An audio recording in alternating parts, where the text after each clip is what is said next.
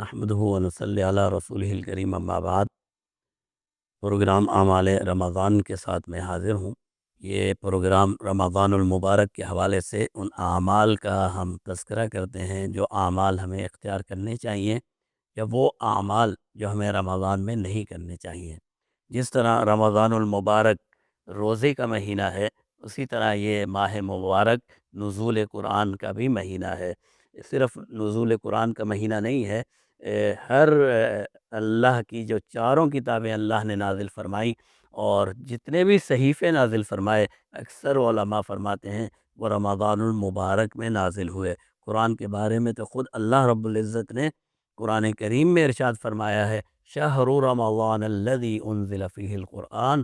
رمضان یہ وہ ماہ مبارک ہے جس میں اللہ رب العزت نے قرآن کریم کو نازل فرمایا۔ تو یہ قرآن کا مہینہ ہے، اور قرآن اللہ کی آخری کتاب، آخری وحی ہے، اور قیامت تک کے انسانوں کے لیے ہدایت کا ذریعہ ہے۔ یہ صرف اللہ کی آخری وحی نہیں ہے، یہ اللہ کا کلام ہے اور اللہ کی ذات کا حصہ ہے، اور یہ ایک ایسا کلام ہے کہ جناب نبی کریم صلی اللہ علیہ وسلم نے ارشاد فرمایا کہ اس کے ایک ایک حرف پر 10 نیکیاں ملتی ہیں، ایک حرف پڑھنے پر 10 نیکیاں ملتی ہیں۔ اور فرمایا الف لام میم، یہ ایک حرف نہیں ہے، الف ایک ہے، لام 2 ہے، میم 3 ہے، یعنی الف لام میم پر 30 نیکیاں انسان کے نامہ اعمال میں جمع ہو گئیں۔ تو رمضان المبارک میں جہاں آپ روزہ رکھ رہے ہیں، رمضان المبارک میں جہاں آپ نوافل پڑھ رہے ہیں، رمضان المبارک میں جہاں تراویح ہو رہی ہے، اور جہاں دوسرے اعمال کی طرف آپ متوجہ ہیں، وہاں سب سے زیادہ لازمی اور اہمیت کی چیز ہے قرآن کریم کی تلاوت۔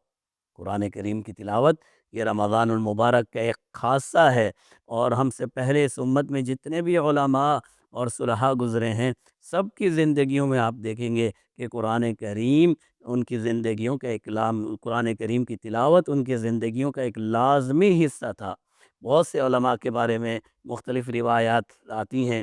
ایک تابعی بزرگ ہے، تابعی وہ ہیں جنہیں دوسرے درجے میں، دوسرے زمانے کے لوگوں میں، وہ انسان جس نے صحابہ کرام رضوان اللہ تعالی علیہم اجمعین میں سے کسی کی زیارت فرمائی، وہ تابعی کہلاتا ہے، اور یہ خیل و قرون والے زمانے کے لوگ ہیں۔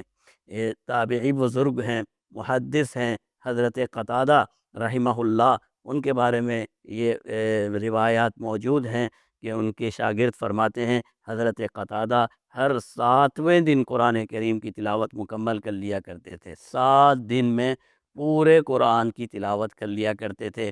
اور فرمایا جب رمضان المبارک آتا تو حضرت قتادہ رحمہ اللہ 3 دن میں پورے قرآن کی تلاوت مکمل کر لیا کرتے، اور آخری عشرے میں آپ کی حالت یہ ہوتی کہ روزانہ ایک قرآن کی تلاوت مکمل کر لیا کرتے تھے۔ تو دیکھیے کتنی بڑی یہ نیکی کا، عبادت کا کام ہے۔ پہلے ہم نے حضرت امام مالک رحمہ اللہ کا تذکرہ بھی اسی پروگرام میں کیا ہے کہ وہ حضرت امام مالک رحمہ اللہ جو محدث ہیں، حدیثیں بیان کیا کرتے تھے، وہ رمضان المبارک میں اپنا درس معطل کر کے یا اپنا درس مکمل کر کے قرآن کریم کی تلاوت میں مشغول ہو جایا کرتے تھے۔ آج ہماری کتنی بڑی یہ بد نصیبی ہوگی کہ ہم روزہ بھی رکھیں، ہم نوافل بھی پڑھیں، ہم دوسری طرح کی عبادات بھی کریں، لیکن ہماری زبان قرآن کی تلاوت سے محروم رہے۔